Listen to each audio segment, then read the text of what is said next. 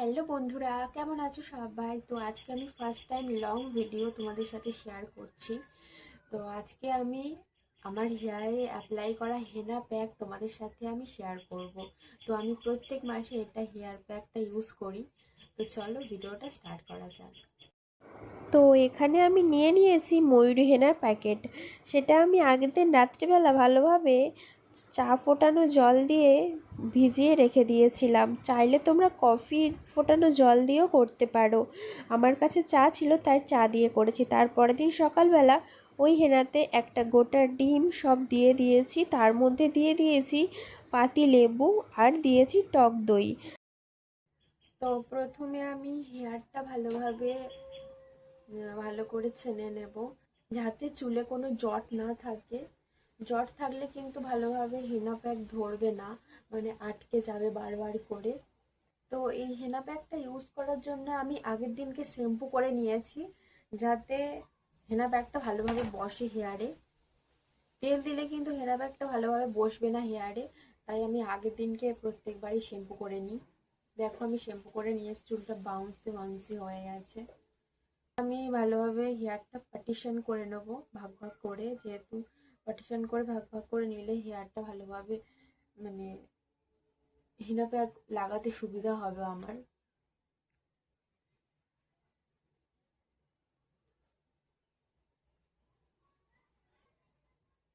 দেখো আমি হেয়ারটা ভালোভাবে পার্টিশন করে নিয়েছি। এবার আমি হেনা প্যাকটা হেয়ারে অ্যাপ্লাই করব।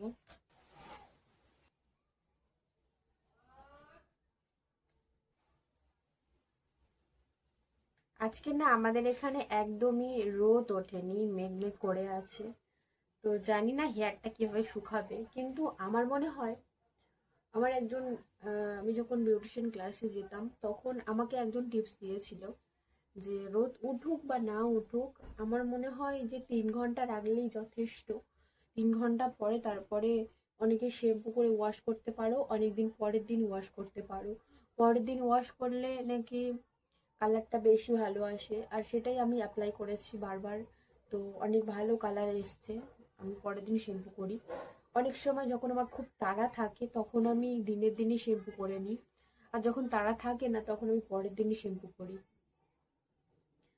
এবার তোমরা যাদের তাড়া থাকে তারা দিনে দিনে শ্যাম্পু করে নিতে পারো। এটা অ্যাপ্লাই করলে অনেকটা ড্যামেজ হেয়ার রিপেয়ারিং হয়ে যায়।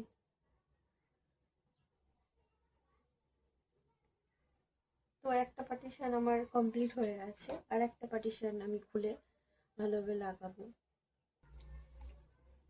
আর যখন এটা শ্যাম্পু দিয়ে ওয়াশ করবে, তারপরে যখন চুলটা এত সিল্কি এত শাইনি হয়ে যাবে, আর এত ঝলমল করবে, চকচক করবে, দেখে মনে হয় তুমি কোনো পার্লার থেকে কেরাটিন বা কোনো ট্রিটমেন্ট করে এসছো। মানে এতটাই চকচক করে হেয়ারটা, এতটা শাইন করে। একবার করে হেয়ারে এরকম ভাবে আঁচড়ে নেবে, তাহলে ভালোভাবে অ্যাবজর্ব হবে, হেনাটা ভালোভাবে চুলে অ্যাবজর্ব হয়ে যাবে। এটাও খুব ভালোভাবে হয়ে গেছে। পরেরটা ভালোভাবে করে নেব।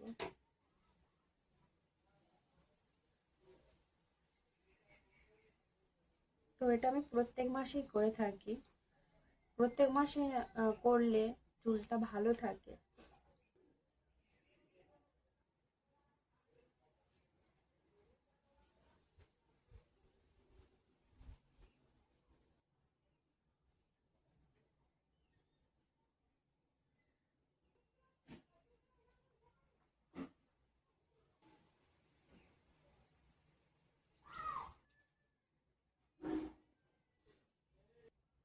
তোমার হাত দেখো পুরো লাল হয়ে গেছে, মানে কতটা ভালো কালার হবে দেখো। মানে প্রত্যেকবারে আমি এটা করে থাকি ব্রাউন কালার। তো দেখো পুরো লাল কমলা কালার টাইপের হয়ে গেছে। তো আমি এটা 2 ঘন্টা রাখবো, তারপরে ধুয়ে ফেলবো। তো চলো 2 ঘন্টা পর দেখা হচ্ছে। তো হ্যালো বন্ধুরা, আমি আফটার ওয়াশের পরে চলে এসেছি। দেখো আমার হেয়ারটা কত সিল্কি হয়ে গেছে আর শাইনও করছে। জাস্ট আমি নর্মাল ওয়াটার দিয়ে ধুয়ে নিয়েছি, কালকের আমি শ্যাম্পু করব। তো দেখো কতটা শাইন করছে। তো আমার এই হেনার ভিডিও তোমাদের কেমন লাগলো অবশ্যই কমেন্টে জানিও, আর পারলে আমার চ্যানেল সাবস্ক্রাইব করে আমার পাশে থেকো। তো ভিডিওটা আমি এখানেই এন্ড করছি। টাটা।